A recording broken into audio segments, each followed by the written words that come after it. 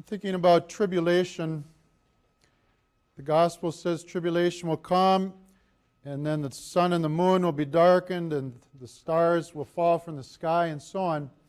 And it kind of feels like we're in a little bit of tribulation in our world, doesn't it? I mean, we look at what happened in France recently, and it doesn't look like that's going to be the end of that terroristic kind of activity. And so there's tribulations, and some of us may feel like, I already got my own stuff. You know, I already deal with anxiety or depression, or I got relationship issues or whatever. Even more, I can't handle that.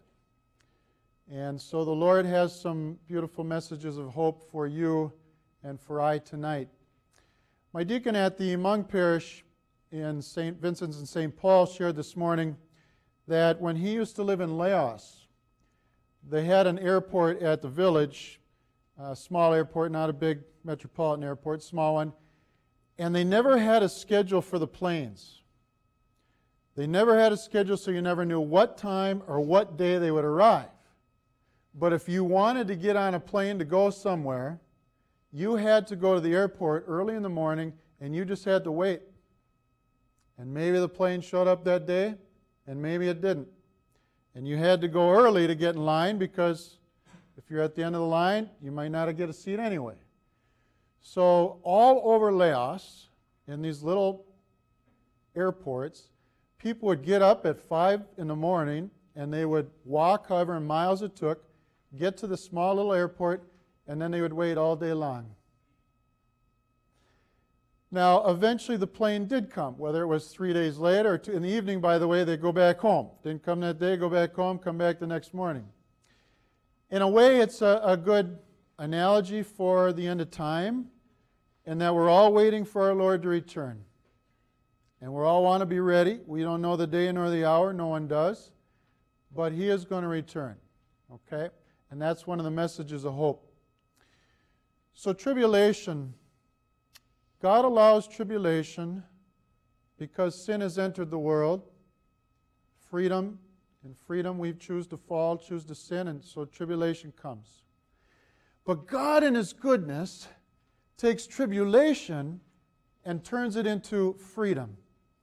So, the greatest desire God has for us is this. He wants to loosen the shackles. He wants to loosen the shackles. Shackles of sin that hold us down, that are weighty, that get us down, that we lose hope. And so sometimes God will allow the tribulation because He wants to bring the freedom. And our society has a certain amount of shackles right now. We're shackled by sin. If we're really honest, we're going to say that we're kind of sick with sin. And what does it take to get those shackles off? Well, some tribulation may be part of the answer. Now, here's the consolation. Number one, we're called to shine like the stars in the sky. If I had 100 candles up here right now, and we have a few, we got a candle there and a candle there. How brightly do they shine when all the lights are on? Now, what if all the lights were off? You would notice those lights dramatically, all right? And in a world of tribulation, of a certain darkness and sin, the lights of the chosen expand and magnify. God makes them stronger and stronger with courage, okay? And those lights in turn give hope to others, so that those who are desperate in need have someone to run to who will welcome and receive them. And so that's what you and I are called to. The darkness is stark, but the lights are growing stronger.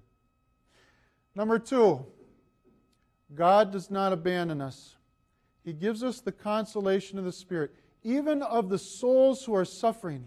I was so edified when I read a quote from a bishop in Syria, a Catholic bishop in a certain section of Syria where there's still a number of Christians, said, "My people have joy in their witness."